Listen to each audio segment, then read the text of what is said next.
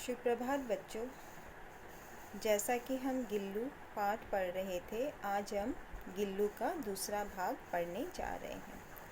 तो लेखिका गिल्लू के बारे में बताती है। गिल्लू क्या है? एक गिलहरी का बच्चा है जो लेखिका को घायल अवस्था में मिला था।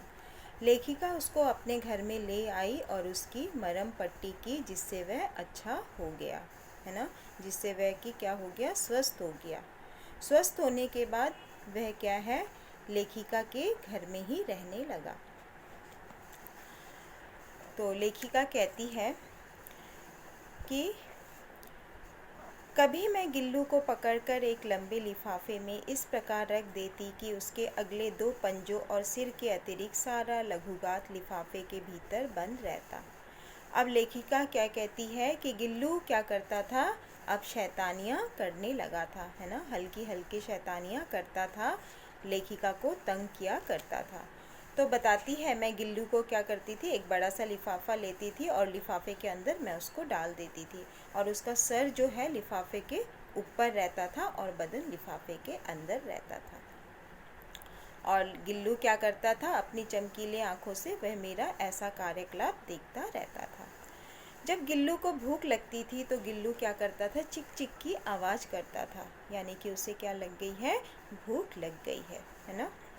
और वह सूचना देता, और काजू या बिस्कुट मिल जाने पर उसी स्थिति में लिफाफे से बाहर वाले पंजों से पकड़कर उसे कुतरता।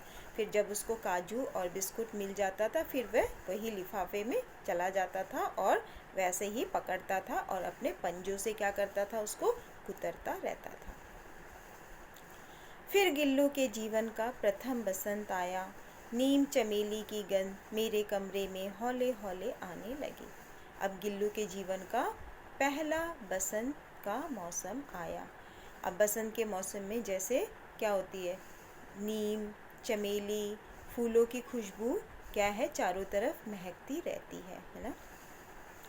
तो बाहर की गिलहरियाँ क्या करती थी? खिड़की की जाली के पास जहाँ पर गिल्लू रहता था वहाँ पर आती थी, और पता नहीं ऐसे चिक चिक करके आवाज़ करती रहती थी, पता नहीं क्या बोल जाती थी। गिल्लू को जाली के पास बैठकर अपनेपन से बाहर झांकते देखकर मुझे लगा कि इसे मुक्त कर देना आवश्यक है। गिल्लू क्या करता था? जिस डलिया में गिल्लू को रखा हुआ था और सामने खिड़की थी, तो वो खिड़की से बाहर देखता था और देखकर पता नहीं क्या क्या सोचा करता था। तो लेखिका बोलती है कि जब गिल्लू ऐसा करता था तो मुझे ऐसा लगता था कि गिल्लू को अब मुक्त कर देना चाहिए, उसे आज़ाद कर देना चाहिए। तो लेखिका बोलती है, मैंने कीले निकालकर जाली का एक कोना खोल दिया। वहाँ की जो कीले हैं वो सब मैंने निकाली और जाली का एक कोना खोल दिया, जिससे गिल्लू आराम से मैंने क्या है? बाहर जा सकता था। और बाहर जाकर उसने सच में एक मुक्ति की सांस की। जैसे क्या होता है, जीव जंतुओं को अगर हम पिंजरे में, है ना, अपने घर के अंदर रखते हैं, बांध के रखते हैं और उनको अलग से छोड़ दिया जाए, तो फिर क्या होते हैं? उनको ऐसा लगता है कि हम बिल्कुल आज़ाद हैं। जैसे गिल्लू ने उसी तरीके से मुक्ति की सांस ली। इतने छोटे जीव को घर में पले कुत्ते बिल्लियों से बचाना भी एक समस्या थी। जैसा कि मैंने आप लोगों को कहा था, महादेवी वर्मा को जीव जंतुओं से बहुत प्यार था, तो उनके घर में कुत्ते बिल्ली सब तरह के जानवर रहते थे।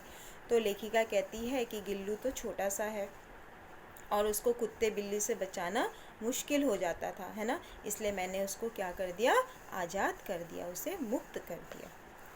आवश्यक कागज पत्रों के कारण मेरे बाहर जाने पर कमरा बंद रहता है, तो मेरे कॉलेज से लौटने पर जैसे ही कमरा खोला गया, मैंने भीतर पैर रखा, वैसे ही गिल्लू अपनी जाली के द्वार से भीतर आकर मेरे पैर से सिर और सिर से पैर तक दौड़ लगाने लगा। तब से यह नित्य का क्रम हो गया। अब लेखिका बोलती है, क्योंकि उसके कमरे में क्या है, वो तो लेखिका थी, है ना, तो लिखने का काम उसका होता था। तो बोलती, मेरे कमरे में बहुत सारे कागज़ पत्र पड़े रहते थे, इसलिए जब मैं बाहर जाती थी तो मैं क्या करती थी? दरवाजे को बंद कर देती थी, बंद करके बाहर जाती थी। जब मैं आई, वो बताती है, कौन? लेखिका कहती है, जब मैं आई मैंने देखा कि वहाँ पर क्या है, गिल्लू भी जिस खिड़की से गया था उसी खिड़की से वह वापस आ गया और आकर क्या करने लगा, फिर जैसे वो पैर से लेके ऊपर सिर तक नहीं चढ़ता था वैसे ही दौड़ लगाने लग गया। अब उसका ये हर दिन का क्या हो गया, कार्यक्रम बन गया। किसका? गिल्लू का। मेरे कमरे से बाहर जाने पर गिल्लू भी खिड़की की खुली जाली की तरह बाहर चला जाता और दिन भर गिलहरियों के झुंड का नेता बना हर डाल पर उछलता कूदता रहता। ठीक 4 बजे वह खिड़की के भीतर आकर अपने झूले में झूलने लगता। अब लेखिका कहती है जैसे मैं जाती थी तो वो खिड़की तो खुली रहती थी, वो खिड़की से क्या करता था, बाहर चला जाता था और बाहर जाकर वो क्या बनता था, गिलहरी, सारे गिलहरियों का वह नेता बन जाया करता था। नेता बनकर एक डाल से दूसरे डाल पर क्या करता था, कूदता रहता था। और जैसे ही 4 बजते थे, मेरे आने का समय होता था, वैसे ही वो आ जाता था, झूले में बैठकर झूलने लगता था। अब क्या हुआ, मुझे चौंकाने की इच्छा उसमें न जाने कब और कैसे उत्पन्न हो गई। कभी फूलदान के फूलों में छिप जाता, कभी पर्दे के चुन्नट में और कभी सोनजूही की पत्तियों में। अब हमेशा वो क्या करता था, मुझे चौंकाता रहता था। कौन चौंकाता था? गिलहरी, यानी कि गिल्लू चौंकाता था। तो कभी क्या करता था, कभी फूलदान में छुप जाता था, है ना, कभी किसी जगह पे छुप जाता था और कभी पर्दों की चुन्नट के पीछे में छुप जाता था। और इसी तरह से जैसा कि हमने स्टार्टिंग में पढ़ा था कि वो क्या है, सोन जूही की पत्तियों में भी जाकर छुप जाया करता था। उसके बाद में, मेरे पास बहुत से पशु पक्षी हैं और उनका मुझसे लगाव भी कम नहीं है, परंतु उनमें से किसी को मेरे साथ थाली में खाने की हिम्मत नहीं हुई, ऐसा मुझे स्मरण नहीं आता। लेखिका कहती मेरे पास तो बहुत सारे जीव जानवर जंतु सारे कुछ है ना, लेकिन जब मैं खाने के लिए बैठती तो किसी की भी हिम्मत नहीं होती थी कि मेरे थाली में बैठकर मेरे साथ खाना खाए। लेकिन गिल्लू जो था, इसमें अब वाद था। मैं जैसे ही खाने के कमरे में पहुंचती, वह खिड़की से निकलकर आंगन की दीवार, बरामदा पार करके मेज पर पहुंच जाता और मेरी थाली में बैठ जाना चाहता। मैंने बड़ी कठिनाई से उसे थाली के पास बैठना सिखाया, जहां बैठकर वह थाली में से एक एक चावल उठाकर बड़ी सफाई से खाता। तो लेखिका बोलती है कि गिल्लू जो है क्या करता था, एकदम से बाहर से आता था और एकदम से मेरे थाली में क्या करता था, खाने के लिए बैठ जाता था। अब पहले तो उसे खाना नहीं आता था, तो लेखिका बोलती फिर मैंने उसे खाना सिखाया। तो जब मैंने खाना सिखाया तो वो एक सुंदर अच्छे से एक एक दाना ले लेकर वो क्या करता था, खाता था। एक एक चावल का दाना लेता था और बड़ी सफाई से खाता था। जैसा कि हमने पढ़ा था कि काजू जो है उसका प्रिय खाद्य था, काजू बहुत पसंद करता था वो, और अगर काजू नहीं मिलता था खाने के लिए तो वो दूसरी चीज़ बिल्कुल भी नहीं लेता था, और अगर लेता भी था तो झूले से लेता था और नीचे क्या कर देता था, फेंक देता था। उसी बीच मुझे मोटर दुर्घटना में आहत होकर कुछ दिन अस्पताल में रहना पड़ा। एक बार क्या हुआ कि मेरा एक एक्सीडेंट हो गया था और एक्सीडेंट के कारण मुझे क्या है, हॉस्पिटल में रहना पड़ा। लेखिका कहती है तो जब उस समय मेरा जो दरवाज़ा जो था, मेरा कमरा जब खोला जाता तो तब गिल्लू क्या करता था, झूले से उतरकर दौड़ता और दूसरे को देखकर फिर अपने घोंसले में जा बैठता। एकदम से गिल्लू उतरता था और जैसे ही वो मुझे नहीं पाता था फिर उदास होकर वह अपने झूले में बैठ जाता था। उस समय उसको कितने खाने की काजू जो है दिया जाता था, लेकिन उसने कुछ भी नहीं खाया।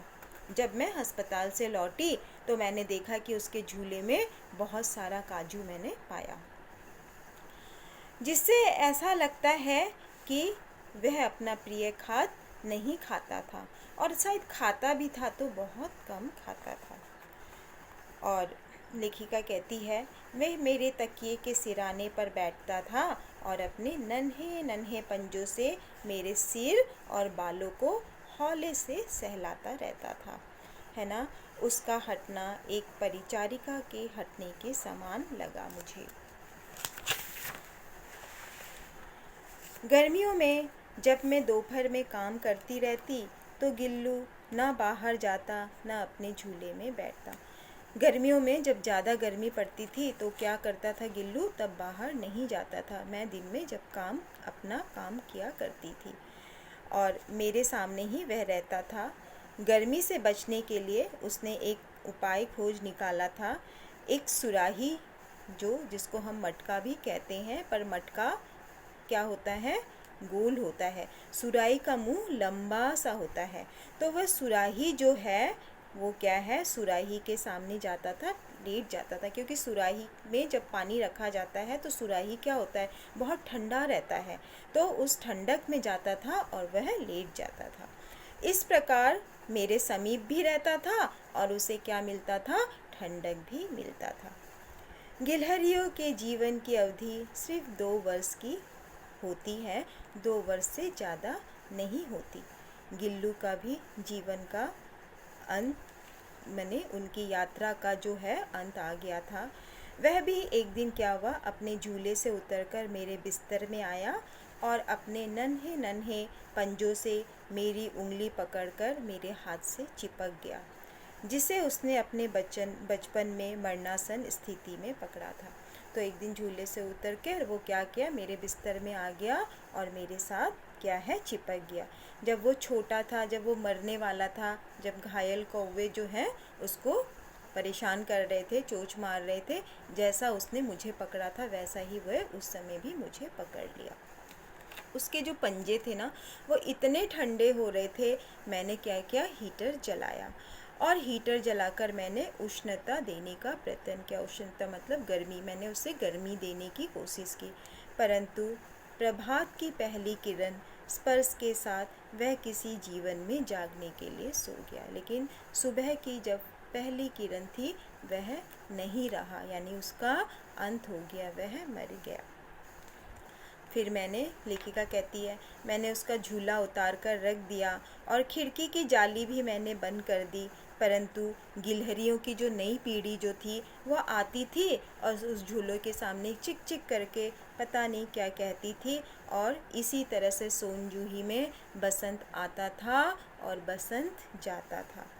सोनजूही की लता के नीचे गिल्लू की समाधि दी गई है। सोनजूही की लता गिल्लू को बहुत पसंद थी, क्योंकि वह वहाँ पर छुप जाया करता था ना, तो इसलिए उस लता के नीचे उसकी समाधि बना दी गई है और उसे वह लता सबसे अधिक प्रिय थी। इसलिए भी उस लघुगाथ का किसी बासंती के दिन जूही की पिताब छोटे फूल में खिल जाने का विश्वास मुझे संतोष देता है। जब लेखिका कहती है कि जब उसमें कोई नई कली आती है तो मुझे ऐसा लगता है कि यह गिल्लू तो नहीं है कहीं। तो बच्चों, ये पाठ जो है समाप्त हो गया है। गिल्लू, आप लोग इसको दोबारा से पढ़ोगे और अच्छे से इसको समझने की कोशिश करोगे। अभी मैं आप लोगों को इसके प्रश्न उत्तर जो है उसके बारे में थोड़ा बताती हूँ। सोनजूही की लगी पीली कली को देखकर लेखिका के मन में कौन से विचार उमड़ने लगे। तो सोनजूही में की पीली कली को देखकर जब पहली बार उसने पीली कली को देखा था, है ना, किसने देखा था, लेखिका ने देखा था। तो लेखिका को क्या हो गया, उस जीव की याद आ गई, है ना। उसने सोचा, क्या सोचा, कि कहीं गिल्लू मुझे चौंकाने तो नहीं आया है ना। गिल्लू मुझे क्या है, यह हरियाली में, क्योंकि गिल्लू क्या करता था, वो हरियाली में जाता था, छिपकर बैठता था, उसे चौंकाता रहता था, तो ये कहीं मुझे चौंकाने तो नहीं आ गया है। तो पहला प्रश्न खत्म हुआ। दूसरा प्रश्न, पाठ के आधार पर कौवे को एक साथ समादरित और अनादरित प्राणी क्यों कहा जाता है। जैसे कि मैंने आप लोगों को बताया था, कौवे को हम 2 तरह से उनका मान करते हैं। एक तो हम उनका मान करते हैं और दूसरा हम अपमान करते हैं। क्योंकि श्राद्ध के दिनों में हम क्या करते हैं, कौवे को बुलाते हैं और हमें ऐसा विश्वास है, हमारे जो हमारे जो पूर्वज हैं वो क्या करते हैं, कौवे के रूप में आते हैं, है ना। और कौवा दूसरी तरफ क्या करता है, अगर कोई मेहमान आने वाला होता है तो वह संदेश देता है, ऐसा भी हमारा मानना है ना। और दूसरी तरफ हम उसको अनादरित करते हैं क्योंकि वह इतना काँव काँव काँव करता है और हम परेशान हो जाते हैं और उसको हम भगाते हैं। तो कौवे को हम दो तरह से मान और सम्मान और अपमान हम दोनों तरह का देते हैं। इसमें समादरित यानी कि सम्मान और अनादरित उसका अनादर न करना, तो ये दोनों लिखना है। तो आज मैं यहीं पे समाप्त कर रही हूँ। तीसरे भाग में मैं आपको इसके तीसरा प्रश्न से फिर मैं आपको बताती हूँ।